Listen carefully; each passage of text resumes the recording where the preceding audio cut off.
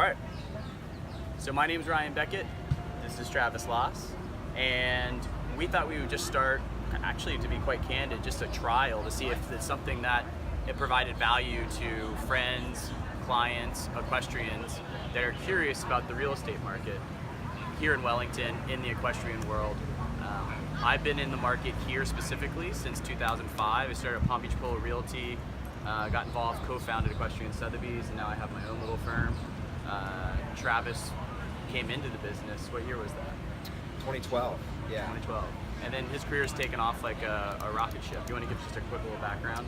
Yeah, thanks, Ryan. I'm originally from out west, from New Mexico. Came to Wellington as an equine veterinarian, and transitioned into real estate later. And yeah, it's taken off, and I really enjoy selling farms and selling homes in the polo club.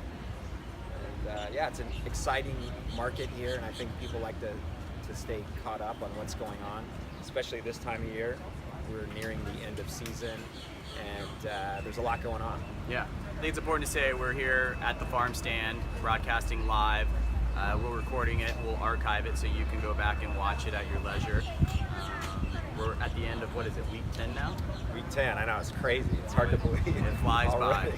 So one of the things that I think we could talk about is maybe just recent real estate trends, like what's going on in the market. We were talking before we started recording about Grand Prix Village South. That's what you're telling me about. Yeah, I think that's an important topic this week is Grand Prix South. It's been a quiet community. Not a lot of transactions in the last 2 years, and there's been a lot of inventory. Mm-hmm. So I think it's kind of a good subject to hint on. Now things are moving. There's 2 properties under contract in there just over the last couple of weeks. If we go back about a month, there was a closing of a barn there. So that's exciting, I think, because it's one community that people were maybe a little disappointed about for a bit, but things are changing, and there's a lot of optimism there. And to give people a little context that may not be super familiar, so that was a continuation of the existing established Grand Prix Village that was more or less a new development, correct? Exactly, yeah. It was the extension of Grand Prix, and yeah, there's about 18 lots that were developed. It was, what's it been, 5 years ago now? Yeah. And so yeah, it's a great community to be watching. And that's one of those neighborhoods that you'd say that if you didn't want a house with your horses, you wanted the horses to be separate, and it's contiguous to the horse show, so it's a quick hack. And the other point to make is that you're allowed double the amount of stalls in Grand Prix South, just like Grand Prix Village. Wow. So 8 stalls per acre. A lot of people don't necessarily know that, so you can have a lot of stalls, a lot of horses on a smaller property, which works really well with the proximity to the horse show. Interesting. So the other thing we thought we'd try out is to maybe offer a chance for you at home to ask us questions. So we had one of our friends, Heather Hayes, send us a question, and when people do leases, she's asking, and you're getting ready and you're thinking about next season, and leasing a home and stalls and all that can be stressful, especially if it's right before. So some people like to lock up their rental at the end of season, so they don't have to worry about it. How do you recommend, like, what's a strategy or a good angle for someone to do that? So one thing I run into a lot, especially this time of year, people are thinking about next year. I know it's crazy to think about, but we're already starting to think about next season. A lot of people rent the same farm every year, and it's quite often that those farms are also for sale.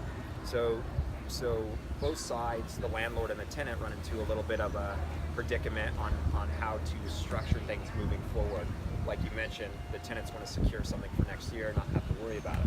But obviously the landlords are interested in selling and don't want to tie themselves up for too long with a lease for the next season. So I'm getting that question a little bit now, is how to structure a contract or a deal so that it works out for both those parties.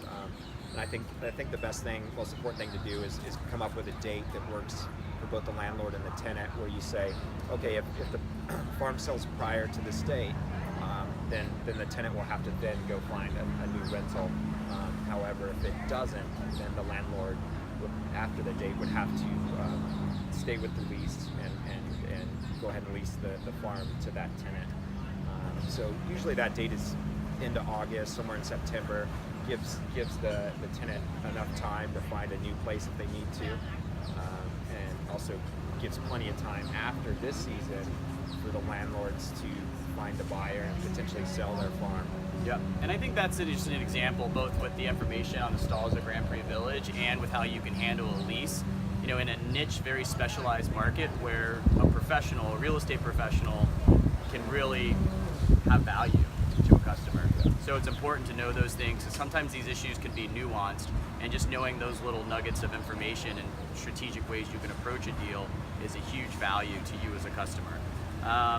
So again, what we wanted to do is just kind of try this, see what kind of feedback we get, encourage you to send us any questions you may have that we'll answer on the next one. You can find, what's your Instagram handle? You want to go ahead and plug it? Yeah, Travis Laas Real Estate. Okay, and I'm Bit Realty, B-I-T Realty, one word. It's my little firm that I have, and I want to thank again Farm Stand for allowing us to have this discussion here. Thank Travis for joining me. Please direct message us, send us candid feedback, comments, concerns, questions, and we'll cover it on the next one. Yeah, we'll see you next week, week 11. Week 11. Thanks, guys. Bye.